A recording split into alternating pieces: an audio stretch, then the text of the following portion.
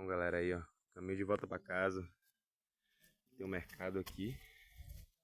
Mercado Bala, grandão.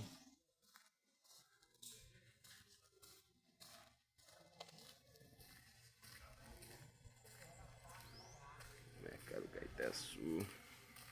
Material de construções. E aí é o que eu queria mostrar pra vocês, né? O visual das montanhas.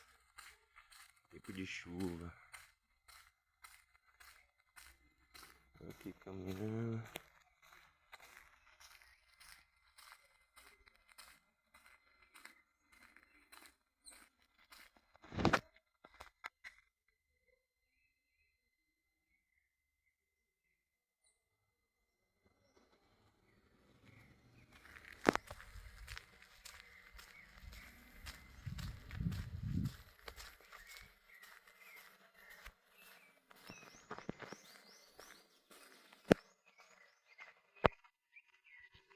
Aí no finalzinho dessa rua,